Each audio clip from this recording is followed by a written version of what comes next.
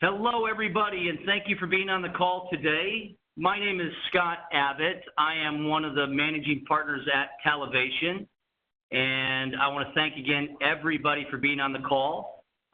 We had about 125 or 130 register. We don't see all of those online at this time, but we also don't want to impose upon those that showed up on time, so we're going to get started. Again, we want to thank you for being on our call today. This call is going to be a combination between Talevation and our partners at the IBM company. As you saw in the invitation, we are going to specifically discuss behavioral assessments and why use behavioral assessments and where and when they should be used. To help me explain and ensure that everybody feels good about that, I've got with me two of my colleagues from IBM, Brad and Jason. In fact, we're actually here in the same room, and I said Steve when I was looking across the table. So just to let everybody know, IBM and Talevation is having our year-end get together at our headquarters here in Indianapolis. So we've got about a dozen people in this room. It's a bit of a party, but we're having some serious work at the same time. And as you can see up on the screen, again, my name's Scott Abbott. I'm one of the managing partners at Talevation. Again, we want to thank you for being here and thank you for working with us. And in addition to me, and I'll let them introduce themselves as we progress through today's presentation, is James and Brad with the IBM company. Again, I feel a little bit like the Southwest Airlines flight. If this is not the plane you're meant to be on, feel free to leave, and we won't take it personally. But if it's good with you and this is where you're supposed to be, again, thank you. I'm going to hand the mic over to James, and they're going to bring us through the presentation. All right. Thank you, Scott. James Longabaugh, Senior Managing Consultant here at IBM Watson Talent and Connexa. I support our pre-employment assessment practice, so I help organizations in terms of designing, implementing, and maintaining their assessment practices. I hold a PhD in industrial organizational psychology from Seattle Pacific University, and support some of our other Watson applications in addition to assessments. So I'll turn it over to Brad.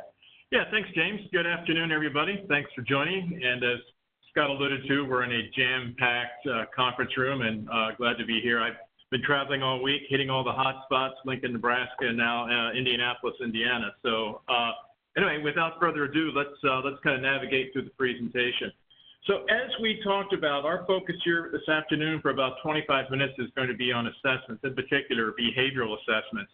And one of the things that we know to be true is that assessments do a couple of different things. One, they take out the guesswork. They really help you navigate to find the best talent you're looking for. With the job market today, with the skill shortage, with organizations looking for new jobs, jobs are shifting, skills are shifting, assessments are an ideal vehicle to make that happen. And it also enables those hiring managers to be more likely to find the right candidates, in fact, about 2 times more. But also what we have found out through our research, and it's been proven through other organizations that offer up research, is that businesses that use pre-hire assessments are 36% more likely to be satisfied with those new hires. Those individuals are 13% more likely to reach performance goals, and when they actually participate in an employee engagement survey, 17% of them rate themselves as highly engaged, and that's a good thing. That means that they have found the spot to work and the assessment is proving themselves to be valuable. So one of the things that we offer, and in partnership with Talevation, is we have a library of 1,200 job and skill assessments. These are ready-to-use assessments. They're content validated, legally defensible. They're also available in multiple languages. The nice thing about our platform, and it's a platform that we feel good about, we've completely migrated everything over to this platform. It's mobile enabled. It also is integrated with multiple ATS organizations out there, and it's accessible, meaning that we make these assessments available to different types of individuals that may have certain requirements. In addition to why we've been successful over the years is that, as I said before, the assessments are validated, but that's because it's through the work of our IO psychologists, folks like James. Also, we have the ability to customize where needed, and the reporting, which is fantastic in terms of easy to use, made available after the assessment is completed. And lastly, we do a lot of assessments, about 28 million a year, lots of clients, and I said before, all of these assessments are valid and legally defensible. So one of the things that we're going to stress going forward here in this presentation is around behavioral assessments. And what we know as we think about organizations and we think about people and the jobs themselves is that they're vastly different. Think about the people that you work with every day. Think about your kids. I mean, if you do have kids, and I've got 3, trust me, all 3 of them are different and they're challenging, but that was also what makes them unique. But that is the same thing for organizations, and it's the same thing for jobs. So one of the things that we're looking for is how do you know and how do you get the right person into that job? And we take a holistic approach. So for years, and rightfully so, many of our customers have been very skill-based driven in the sense of what is it that this person can do? But what we find is that if we marry it with what they will do, looking at it from a behavioral and personality standpoint, and or even cultural, is that what we're able to do is to predict performance and fit, but we're looking at multiple traits. And so a behavioral assessment is going to introduce not only things like motivation and personality and orientation, but we can look at other key components about what makes that job set up successfully for that individual. So moving forward, behavioral assessments, and there's a lot of information here, and I think the box at the bottom says it well, and again, this deck will be made available to you, is that behavioral assessments are really about measuring those things that are difficult to observe. So as an example, if you have someone and you want them to take a typing test, you either type well or you don't. If you take a Microsoft test, you're either really good at using Microsoft Excel or you're not. But that's very skill-driven. We want to look at things like cognitive ability and problem solving and personality. And we'll get into some of those examples here in just a minute. So with that, I'm going to turn it over to James, and he's going to take a deeper dive into the behavioral assessments. All right, thank you, Brad.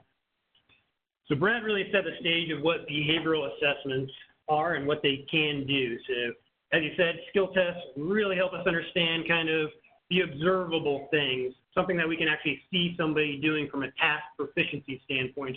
Behavioral assessments, on the other hand, help us identify those things that are really hard to observe. Like, for instance, am I really actually that dependable of a person? Do I really have initiative? Those are the things that are really hard to observe, especially from a pre-employment assessment standpoint. So if we take a look at our behavioral assessment offering, so besides just those skill tests that we have available, we have a large number of behavioral assessments that are ready to use. So we have assessments for predicting performance across a number of jobs, but also predicting specific business outcomes. So let's first kind of sit on those selectors. And what we mean by a selector is it's a combination of different behavioral traits. So this could be things like personality, cognitive ability, or in other words, intelligence. It could be someone's problem-solving ability, or it could be things like past experience or even fit with an organization. So really our assessments, they're kind of taking a holistic approach. They don't just take a only personality or only intelligence standpoint, as many assessment vendors do. We want to give you as much data as possible to make the right decision. And in doing so, we know that takes multiple aspects of an individual, not just one, to be able to predict success the best. So we have a number of assessments here around sales, retail associates, drivers, call center type roles. And we've been able to develop these through research using multiple organizations across industries. It's helped identify those specific personality traits, and we'll give some examples of what these look like here momentarily. But it's helped us identify those traits, abilities, as well as some skills that are most important for success that generalize across organizations and industries.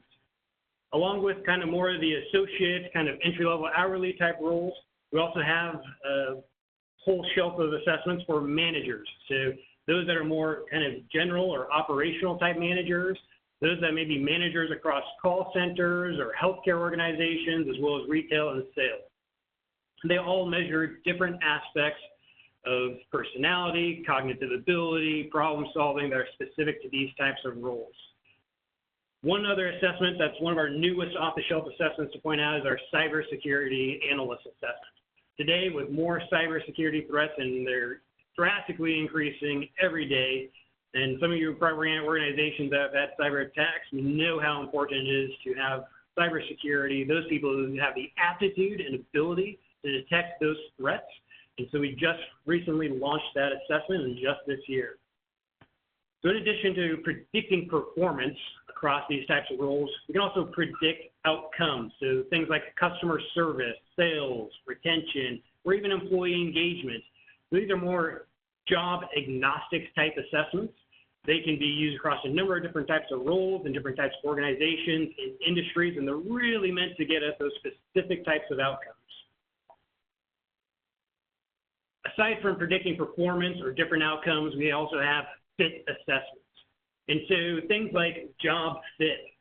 What those types of assessments are really doing are to improve employee attitudes when individuals have a better alignment with the types of jobs based on tasks and interests, the responsibilities of a job. They're going to be more productive, more efficient. They're going to be more committed to the organization and that role. They're going to have lower turnover intentions. They're going to be more committed in staying there. They're going to be more engaged. So it's a great thing to be able to identify who best fits certain types of roles. So we have a number of off-the-shelf job fit assessments, from bank tellers to retail associates, hospitality, and sales. But we can also customize many of these for different types of roles as well. They're short, easy to implement, and they're engaging, more of a drag and drop type feature assessment rather than a Likert type scale. We also have a number of assessments that are more behaviorally anchored around onboarding and development, such as our motivational questionnaire, our learning styles questionnaire that we'll go over in just briefly. So first off, starting with our performance indicators. So these are our outcome-based assessments. So we have a kind of a suite of performance indicators, or PIAs as we call them for short, and they're really to develop these 6 specific outcomes for retention, safety, teamwork, employee engagement, sales, and customer service. And they're short, usually only about 4 to 6 minutes to complete. Each have about 15 to 30 different questions, and we can combine them into what we call a performance indicator bundle. So for most roles, you're trying to solve business outcomes for different roles, such as maybe having low engagement across different call center roles, or maybe you're experiencing retention issues, or maybe you're in a warehouse, or for forklift drivers, safety is extremely important. So you can bundle multiple of these different performance indicators together to help mitigate those business issues that you're finding across these types of roles. So they're quick, easy to implement, and they're proven to predict these specific outcomes. The hiring manager experience is really about the information being received after a candidate completes one of these assessments. So here's an example of a performance indicator bundle with the combinations of customer service, employee engagement, and teamwork. So it's going to give you not just an overall score, and it's a percentile score to help you better be able to compare candidates. So if someone scores at the 44th percentile, that means they did better than 44% of other candidates who have also taken this assessment. And then you can take a look at the breakdown across each of these performance indicators as well. But we take more of the compensatory approach by someone could be low in one area and make up for another and still be an exceptional employee. So these reports will break it down by score across each of the performance indicators, give you more information about that individual, why they scored as they did. They'll provide a developmental section, so you know how to potentially develop somebody should you decide to hire them. And then follow-up interview questions. That way you can probe a little bit further to understand why someone may have scored as they did. Moving on to our selectors. So this is, again, those behavioral assessments that measure multiple components of personality, cognitive ability, problem solving. And really what these are meant to do is to improve performance and also increase your quality of hires. They create a very efficient, standardized process because everyone's taking the same assessments, so it helps you be able to compare against candidates. It's a positive experience because these are traits and abilities that are very related to success in the role. Provide very helpful reports, so similar to the performance indicator reports, a lot of similar components there. And they're legally defensible, and they have a very quick go live because we've already done a lot of the validation work. Instead, we can take that validation information from the other organizations that we've used in the research process, and transport the validity of those assessments to your environment or your roles. So here's an example of a call center selector.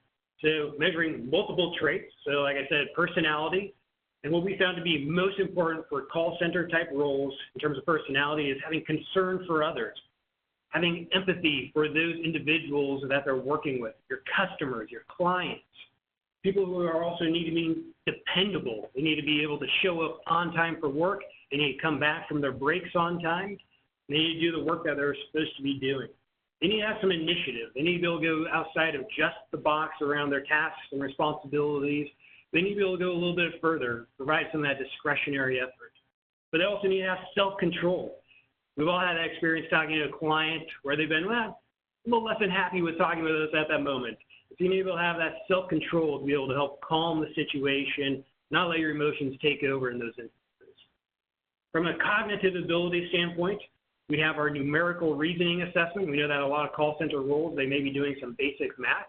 Numerical reasoning is a component of cognitive ability. And what's special about this assessment or aspect of cognitive ability, it's computer adaptive, meaning that depending on how a candidate scores, it may present either a more difficult or less difficult item until it can find their ability within usually 6 to 12 items, whereas most cognitive ability assessments that are more static, upwards of 40 to 50 items. So we can do it in about 6 to 12 items rather than having candidates spend 30, 40 minutes just on one section of an assessment. We can do it much quicker. And then problem solving. So what are those situations that a call center rep may experience? So they're presented with a number of situations that they have to identify the best as well as the worst response given that type of a situation. So these are kind of the traits that we have incorporated into some of our off-the-shelf selectors that we talked about earlier. In terms of managers, we have a manager selector that aligns to our high-performance leadership model. So we studied thousands of leaders across multiple organizations and different industry types. We found a number of personality traits that were most predictive of different performance metrics, whether annual performance reviews, sales metrics, team employee engagement metrics.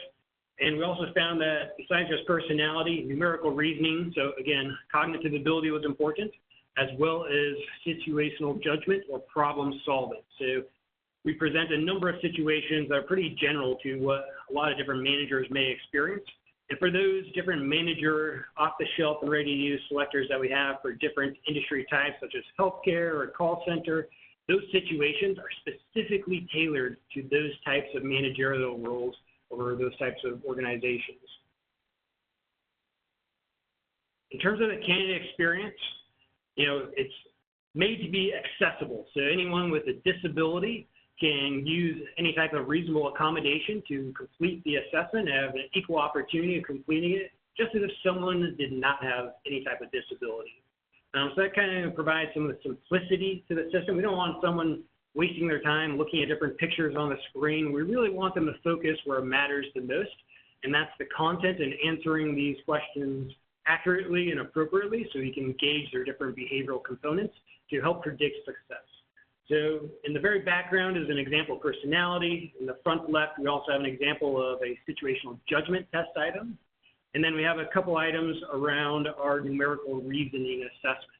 So our numerical reasoning assessment isn't just 5 plus 10 equals. Rather, it may display business problems that are more realistic to what someone may experience in an actual organization in the role, such as looking at a pie chart like this and having to deduce what is the best response without having to do a lot of calculations. The hiring manager experience is very similar to that of the performance indicator report as shown before. We'll give you the overall percentile score. So again, more comparative approach to being able to compare different candidates. In terms of breaking it down by each of the components or dimensions of the assessment, we'll give you those scores. And again, they're equally weighted. So if I score low on numerical reasoning, hey, I can make up for it with my problem solving abilities and do equally well.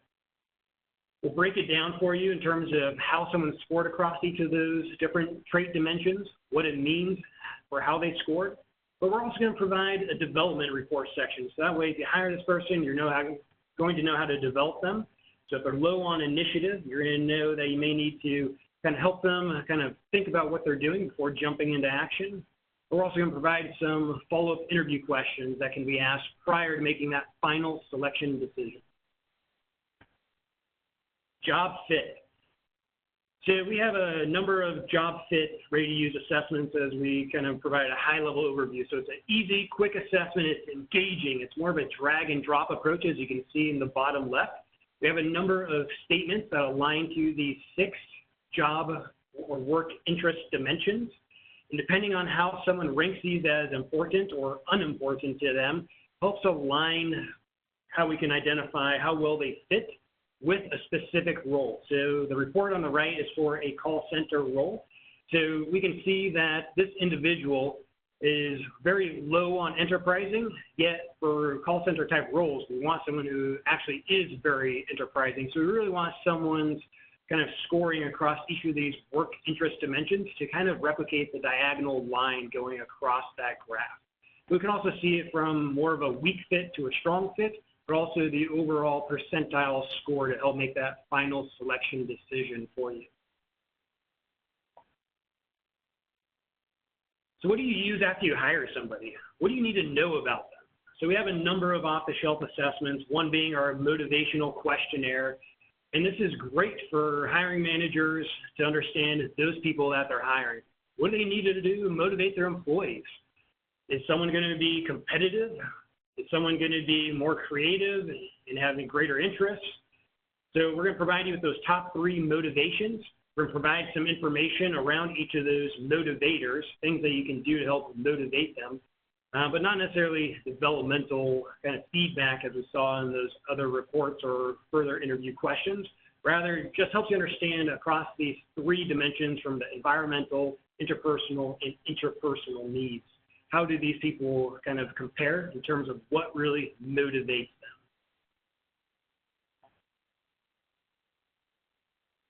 Moving to our learning styles questionnaire. So similarly, you want to know, how do people learn that you've hired? You know, are they a thinker? Are they an activator? Are they those types of individuals that really learn by that hands-on experience? Are they more of a reflector, someone that you kind of teach, let them go think about it for a while, and then let them come back and try it out? So our learning style questionnaire is really kind of forced choice, really making them identify what is most or least like them in terms of how they go about learning. So the report here kind of provides them kind of the rank ordering of those different preferred learning styles, and then provides some developmental suggestions for how to help that person learn. So is this someone who's going to want to look at just different training videos, or is this someone who wants to participate and actually do the work by getting their hands dirty?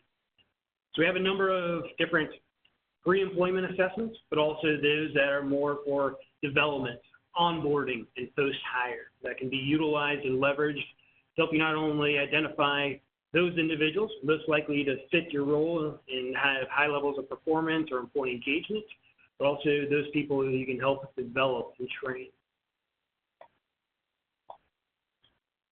So behavioral assessments aren't always just point and click, send them out to candidates. You know, we recommend doing a transport study, so that way we can transport the validity from which we originally developed the assessment to your environment and to your jobs. So we have a transport process here which involves some thorough job analysis, from reviewing job documents like job descriptions or training material, to stakeholder interviews with leadership, focus groups with those subject matter experts or those high performers, and then the job analysis surveys. That way we can understand those general work activities of the role, how they rate different traits, abilities, behaviors, and competencies as important for success, but are those the ones that are actually needed at time of hire? So we can compare that research against that we used to originally develop the assessments. We analyze that data, and then we can transport that validity to your environment and your job. So we provide you with an executive presentation, a technical report outlining the research around the original development of the assessment, but also the information to transport that data into your environment, and then some training so you can interpret those reports, for your recruiters, hiring managers, and then we can help you go live with the implementation of the assessment. So with that, I'm going to hand it back over to Scott to help close us out. Fantastic. So I know you guys couldn't see us here in the Talevation boardroom in Indianapolis, but we loved it. Very captivating, very informative. Certainly was a lot, no doubt about it. So our hunch is that most of you on the phone today are currently using the skills assessment component. Some of you may be dabbling in the behavioral side. And what we would love to offer up to you is, if you would like to learn more and talk more specifically about how your organization can benefit from the behavioral assessments in addition to the skills, reach out to us.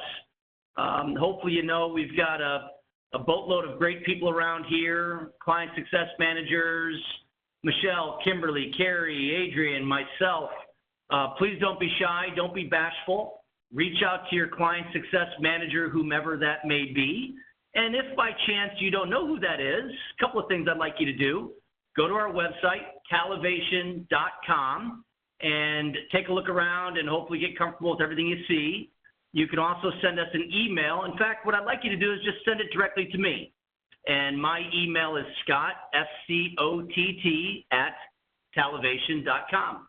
Again, that's Scott, S-C-O-T-T, @talevation.com. So, hey, we're going to give you back a little bit of time here. A couple of things again. We want to thank you very much for working with Talevation and IBM.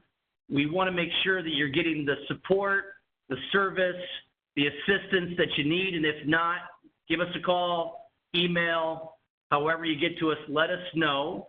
We want to wish you and yours a happy Hanukkah, wonderful holidays, Merry Christmas, a fantastic end to the year, and hopefully just a brilliant, awesome 2019 as well. One more housekeeping point. You should be receiving every month an invitation to attend our training. We are running monthly training with our partner at IBM. If you are not attending those, you should. They're brilliant. We're just going over all the feature functions and benefits that you may miss. So if you haven't been getting that correspondence, look out for it. Check your emails, check your spam folder, because we're going to keep doing that every month. And then again, just let us know how we can help and be of service. So again, on behalf of James and Brad, I want to thank you for your time. Thanks for being here. Questions, comments, let us know. Have a great day, great end of the year. Thanks, everybody. Bye-bye.